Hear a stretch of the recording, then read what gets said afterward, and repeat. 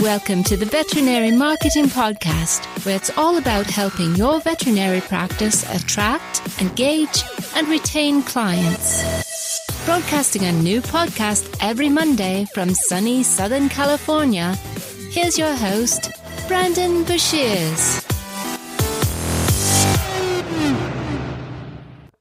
Hey everybody, welcome to episode number 212 of the Veterinary Marketing Podcast. I hope you're having a wonderful day. In today's episode, we're going to talk about analytics, and specifically, how do we measure conversions? What are the best ways to measure conversions? I'm going to give you some ideas. Before we begin, I want to mention a few things. First, if you haven't done so already, be sure to subscribe on iTunes, Google Play, Spotify, wherever you get your podcast from. And second, I'd like to mention our episode is being sponsored by, we have actually two sponsors. We have two websites by Brad Haven, usedvetequipment.com and newvetequipment.com. For over 8 years now, usedvetequipment.com has been helping vets and vet hospitals buy and sell used equipment. Save money when you buy used veterinary equipment. Everything from cages, kennels, pumps, x-ray equipment, lasers, ultrasound, dental equipment, surgery equipment, lab equipment from IDEX, Abaxis, and Heska, tables, tubs, and sinks. If you have something to sell, head on over to usedvetequipment.com, or if you're looking to buy and save money, usedvetequipment.com is great. They bring the buyer and seller together. It's set up really nicely so that it protects both the buyer and the seller. Check it out, usedvetequipment.com. Or if you're also looking for new veterinary equipment with amazing warranties, check out newvetequipment.com. It's where they show you the price up front. They have everything from digital x-ray equipment, dental x-ray equipment, ultrasound equipment, LED surgery lighting, surgery tables, full-size autoclaves. When you go to newvetequipment.com, you'll clearly see the prices on every item for sale. You can check out the warranty too, so that you buy without regret. So go to newvetequipment.com. They show you the price and give you a great warranty. All right, let's jump into today's episode. So a few things. First, we're talking about analytics. And why is this important? Really, I think that this is the problem that plagues almost everybody who does marketing in veterinary medicine. And the reason is you're a local service business, and analytics are tough. By the way, if you're interested in analytics more, I did a workshop this week. If you go into the Facebook group, The Veterinary Marketing Nerds, you can sign up for it. It's completely free. Check it out, and I go in greater detail on all of these topics and show you where to find some of these things. But really what we're trying to do is figure out where the traffic, where the clients are coming from. Ultimately, we want clients. Things like impressions and likes and comments and shares, and those kind of things are great. But how do we track and measure where clients are coming from, and how do we get meaningful data that we're going to be able to use to know if our marketing is working or not? That's really what we're after. That's what analytics are for. So you probably have Google Analytics on your website. You've probably never logged in and looked at it. Or you probably haven't looked at it maybe in the past year. Maybe you have, I don't know. Most people that I talk to have it installed but never actually look at it just because there's so much data.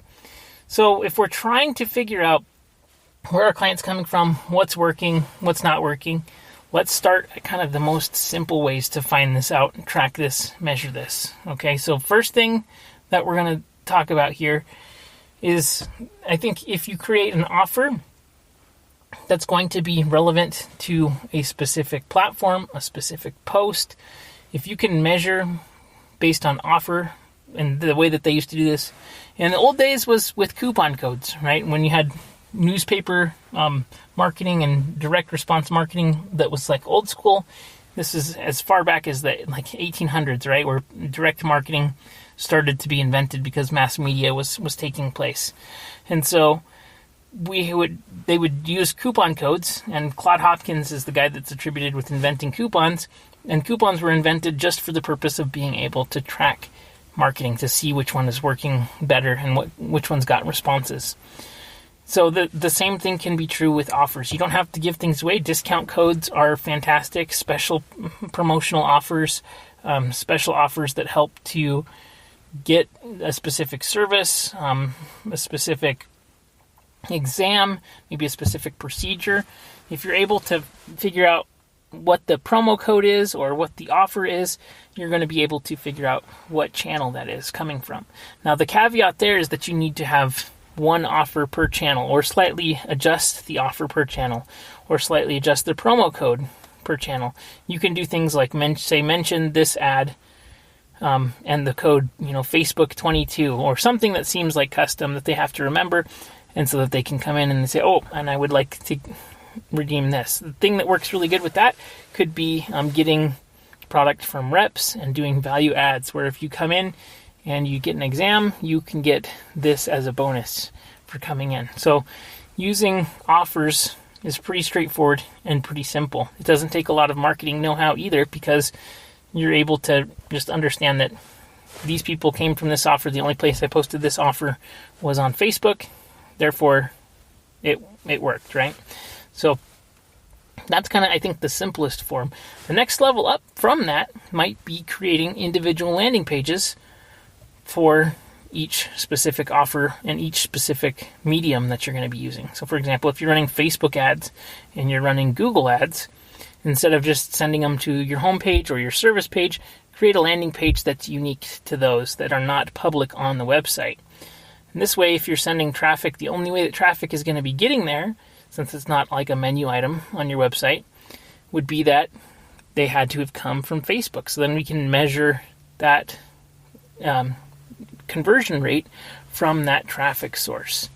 So having custom conversion pages, which are thank you pages, custom landing pages, this is really helpful in measuring actual clients that are coming in, and also measuring how effective offers are, how effective the different traffic sources are, and things like that. So I think that this is a really good option, especially with all of the iOS 14 updates that are happening, as privacy becomes more and more important to device manufacturers, that it feels like they're sticking up for their clients by not allowing conversion tracking or not allowing pixel tracking, or all these really cool tools that we have right now.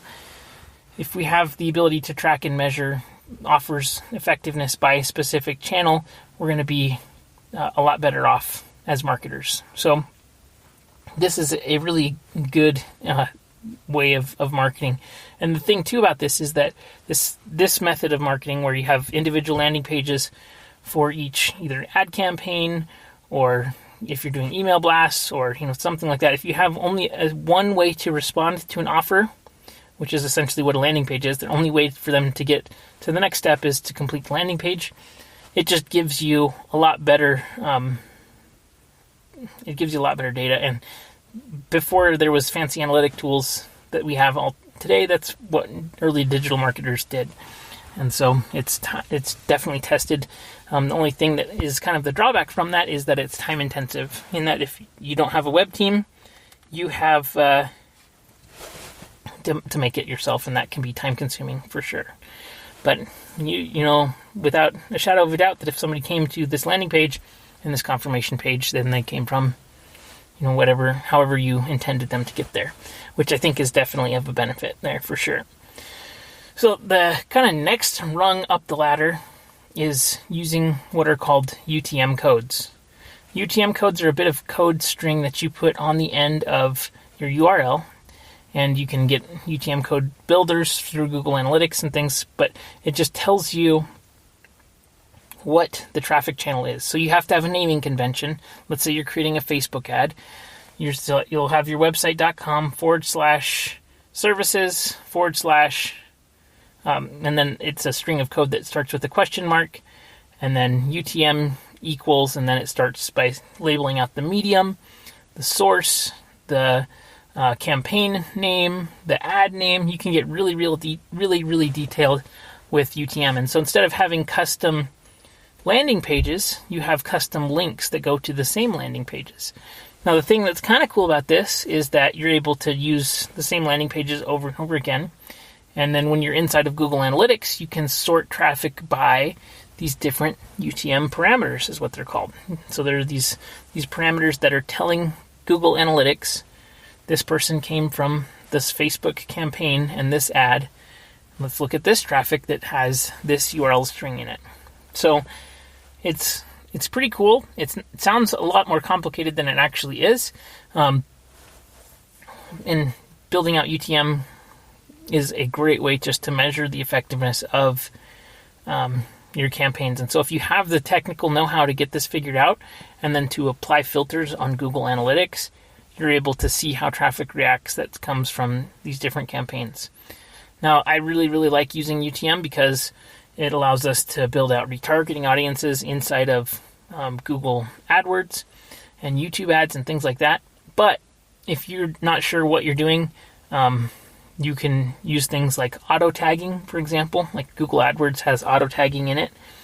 But it's really not that complicated. If you have any questions, head on over to the Facebook group, the Veterinary Marketing Nerds, and ask the question there.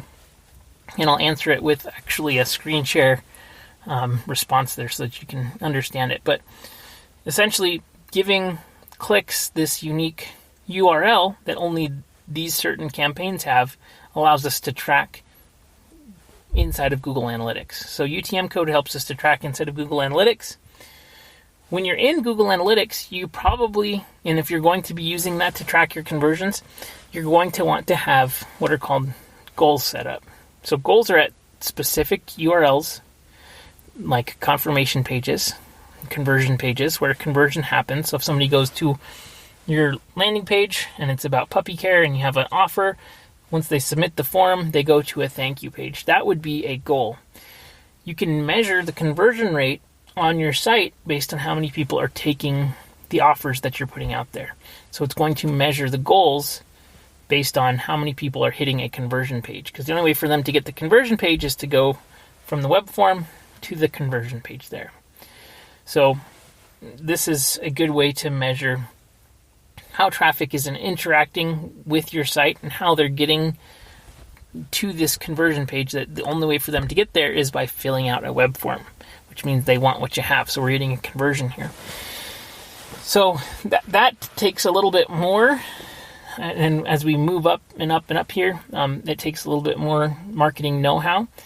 But I think that if you're running ads at all in general, you should be using UTM, even if you're not going to be measuring conversions inside of Google Analytics right now, just because it will give you that data that you can then pull up in the future if you ever wanted to do that.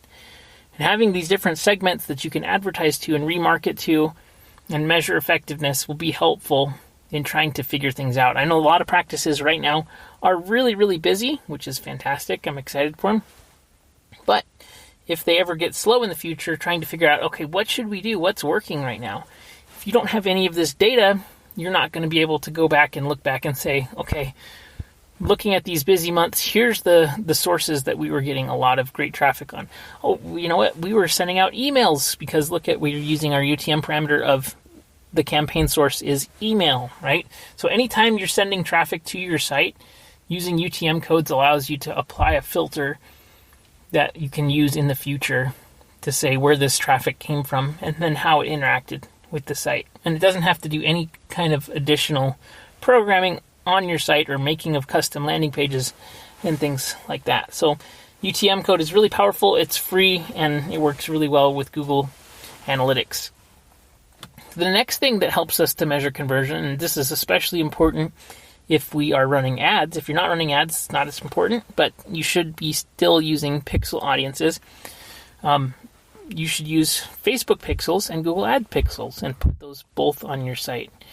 I really recommend using Google Tag Manager, and I went through Google Tag Manager in depth on my live workshop this week about analytics, and it was super in depth. But if you want more help on Google Tag Manager, that's a great place to go. But what Google Tag Manager is essentially a container that you install on your site, and then once the container is installed, you can add little sub-containers inside of that container as often as you want without having to code your site. So you can, for example, put a conversion pixel that only launches on the conversion pages where somebody went through and filled out a form or requested an appointment or did things like that, which is awesome. So it's very helpful to have Google Tag Manager on there. You want to have base pixels, which are the standard pixel for Facebook, on every single page of your site. Google Analytics is essentially the base pixel for Google, which is cool. So if you have Google Analytics on there, you could create remarketing lists to show YouTube videos to, or all kinds of really cool things in the future if you wanted to do that. But with the Facebook base pixel, you have that on every single one of your pages. Now there's two ways to track conversions. You can use their conversion tool, which is found in their events manager through Business Manager. You can click on the events manager and click and map out which button clicks and which activities on your site count as conversions. It's a really, really convenient tool to use. Or you could use standard conversion events that you actually hard code on your site. And that means you put a little snippet of JavaScript in your Google Tag Manager, and you set up that tag to only be triggered on the confirmation pages, which means you'd only want that little bit of code to be running when they hit that confirmation page, because that means a conversion happened. So for example, if you're doing request appointment, you would want that to be on your thank you page and only run if somebody hits that thank you page. If you're running ads from Facebook, you're going to want to have these pixels set up, because then you can set up your ad campaigns so that it says what your cost per appointment is or what your cost per lead is, things like that are very helpful in measuring the effectiveness of the ads that you're running. So I think we had some pretty simple and good options here. So I would say simplicity is your friend in marketing, because you already have so much going on. So number one, if you have a web team, make sure that they have pixels installed on your site, because that's really important, or Google Analytics, Google Tag Manager. Number two, if you can, go and use the Google UTM tool. If you just search in Google Analytics UTM Builder, it will let you create that. I use a spreadsheet that's really, really helpful with UTM for all of my clients that I run. And then number three is if you can create individual landing pages, if you want that specificity, if you're not going to be using UTM, absolutely check that out. I think the benefit too of using spreadsheets is that if you're using landing pages, you're able to really track each individual client. If you have a form, for example, that's on that page with contact info, you can know, okay, for sure this person who came in from Facebook, filled out the form, came into the practice, and spent $275. That's a good amount of detail, and that's really solving the conversion problem that most marketers have. So that's really cool. And then offers.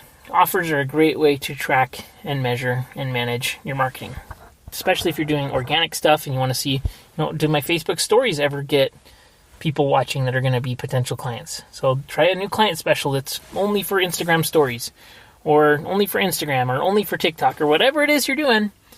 You could create a special offer for each channel and then interact with people however you want to on those channels individually. So I think that that's just really helpful in understanding what's working and what's not. I think we're going to be coming up on a time here where you need to know what works, because we're going to have to start pulling the lever to get more clients coming in the door to avoid slowdowns and things. And I know everybody's crazy busy, which is wonderful, but getting ready when you're busy is better than getting ready while you're slow and not sure how you're going to keep the doors open. So hope that makes sense, everybody. Again, if you have any questions, please don't hesitate to reach out. Head on over to the Veterinary Marketing Nerds Facebook page. Again, thank you, Used Vet Equipment and NewVetEquipment.com. UsedVetEquipment.com and NewVetEquipment.com. Go check them out, and thank you so much for sponsoring this episode. And have a fantastic day. Talk to you later, everybody. Bye.